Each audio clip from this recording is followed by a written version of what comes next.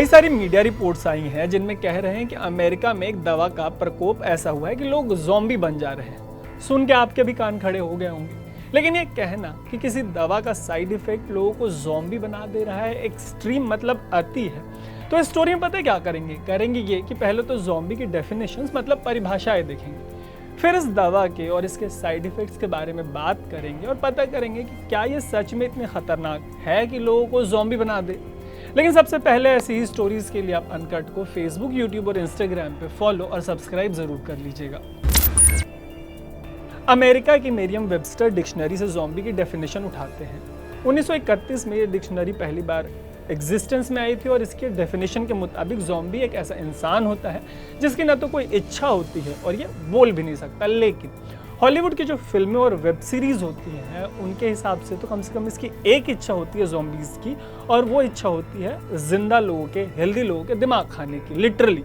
लेकिन इस डिक्शनरी में ज़ॉम्बी की एक और डेफिनेशन है। इसके मुताबिक ज़ॉम्बी वो होता है जो आपने नेटफ्लिक्स की वेब सीरीज़ वॉकिंग डेड में देखा होगा। अगर नहीं देखा और मन कर रहा हो तो देख लीजिएगा। ब्रिटेन के ऑक्सफोर्ड डिक्शनरी के एक डेफिनेशन के मुताबिक ज़ॉम्बी वो लाश है जिसे जादू से जिंदा कर दिया गया हो। तो ऑक्सफोर्ड वाला जो डेफिनेशन है उसकी सेवा यहीं समाप्त होती है, क्योंकि जादू वगैरह जैसा कोई मामला है नहीं यहाँ पे। कोई भी दवा जादू नहीं करती, हाँ इलाज जरूर करती है। तो अब बात करते हैं खबरों में छाई इस दवा की और इसके असर की। इसका नाम है जाइलेजीन। अमेरिका के न्यूयॉर्क पोस्ट के मुताबिक इसे ट्रांक डोप और ज़ॉम्बी ड्रग के नाम से भी जाना जाता है। हालांकि न्यूयॉर्क पोस्ट कोई मेडिकल जर्नल नहीं है और ऐसे में दवा के नाम को लेकर जो भी लिखा है उसकी ऑथेंटिसिटी थोड़ी सी डाइसी हो सकती है। लेकिन चूंकि मामला अमेरिका का है तो इंडिया या बाकी जगहों पे मीडिया में जो भी खबरें आई हैं उनके बजाय जो यूएस में रिपोर्ट हुआ है उस पर रिलाई करते हैं, उसी के सहारे आपको जानकारी देने की कोशिश करते हैं। अभी के लिए उसी पर रिलाई करते हैं। इस रिपोर्ट में लिखा गया है कि यह दवा अमेरिका में तबाही मचा रही है। दवा के साइड इफेक्ट्स का असर ऐसा होता है कि इसके इस्तेमाल करने वाले की स्किन तक सड़ जाती है। अमेरिका का ही एक और न्यूज़ ऑर्गेनाइजेशन है यूएस न्यूज़। इसकी एक रिपोर्ट के मुताबिक जाइलेजीन का इस्तेमाल जानवरों को सीडेट यानी बेहोश करने के लिए किया जाता है।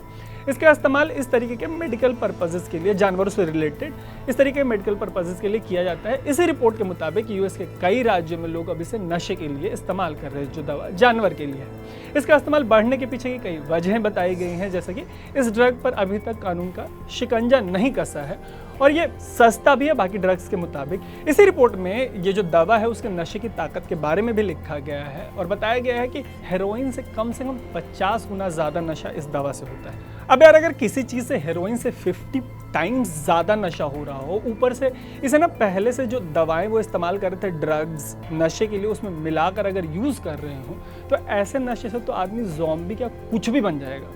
लेकिन लिटरली ज़ॉम्बी नहीं बनेगा, मे बी फिगरेटिवली बन जाए। और लोग ऐसी ही हालत की तस्वीरें सोशल मीडिया पर छाई हुई हैं।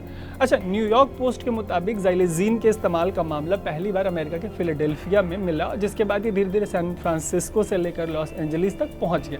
हालांकि अमेरिका की सबसे बड़ी हेल्थ एजेंसी CDC के मुताबिक इसके गलत इस्तेमाल का पहला मामला सन 2000 के दशक में पुर्टो रिको में, अगर मैं सही प्रोनाउंस कर रहा हूँ इस शहर का नाम, तो वहाँ सबसे पहले सामने आया था। मतलब इसका जो प्रसार है, जो लोगों में इस्तेमाल है, वो बहुत पहले से हो रहा है। हो सकता है कि अब इसका इस्तेमाल बढ़ गया हो पहले के।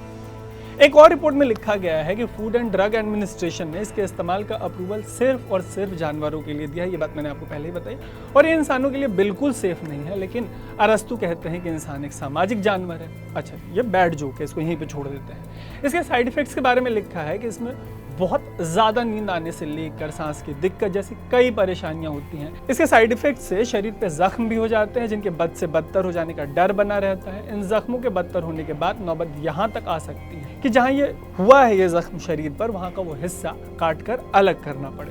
सबसे चिंताजनक ये है कि न्यूयॉर्क सिटी के डिपार्टमेंट ऑफ हेल्थ के मुताबिक इसके ओवरडोज से 2668 लोगों की मौत हो चुकी है।